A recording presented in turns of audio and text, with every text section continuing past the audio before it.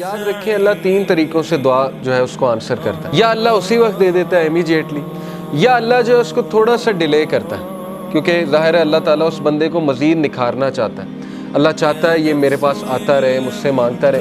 یا اللہ اس کو اس کا رد بدل ایسا دے دیتا ہے کہ اس کو سکون آ جاتا ہے. اللہ تعالیٰ سے جب مانگنا ہے تو تگڑا بن کے مانگنا ہے، اتنا توکل، اتنا بلیف ہونا چاہیے. یہی تو مومن کی مثال ہے. مشرک کی مثال کیوں اللہ نے کہا ضعیف ہے مانگنے والا؟ کیونکہ اس کے ہارٹ میں ڈاؤٹس ہیں، اس کو مانگنا ہی نہیں آ رہا، اس کو پتہ ہی نہیں ہے میں نے مانگنا کیسے.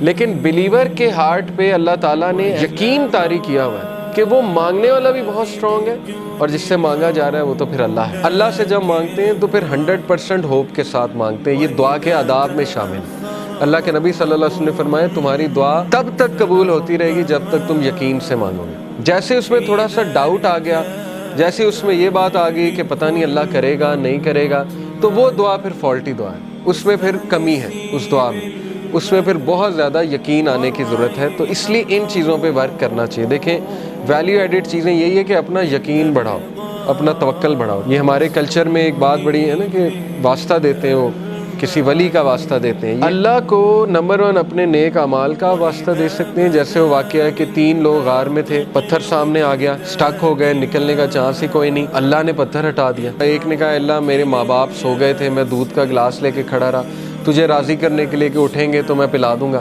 تو میں ساری رات کھڑا رہا، اگر تجھے یہ عمل پسند آیا تو اس کو پیچھے ہٹا دے. اللہ نے پیچھے ہٹا دیا تھوڑا سا.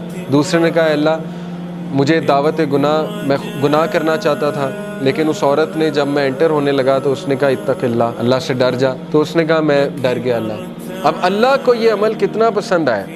حالانکہ کوئی کہہ سکتا ہے کہ یار وہ تو پہلے سے گناہ کرتا آ رہا ہے، یہ کیا بڑی بات ہے، پیچھے ہٹ گیا. نہیں، اللہ کو یہی تو پسند آیا ہے کہ وہ میرے ڈر سے پیچھے ہٹ گیا. تو اللہ از آل اپریشیٹو، اللہ اپریشیٹ کرتا ہے. اللہ نے پتھر ہٹا دیا. تیسرے نے کہا اللہ میں نے جو ہے وہ کسی نے میرے پاس بکریاں رکھوائی تھیں، بکریوں کے بچے ہو گئے تو اس سے میں نے کچھ پروفٹ کما لیا. جب وہ واپس آیا میں نے اسے بکریاں بھی دی اور وہ پروفٹ بھی دیا. یعنی اس لیول کی آنیسٹی. تو اللہ اگر تجھے یہ پسند آیا ہے، تیرے لیے کیا تھا اور تجھے راضی کرنے کے لیے، تو پتھر مکمل ہٹ گیا.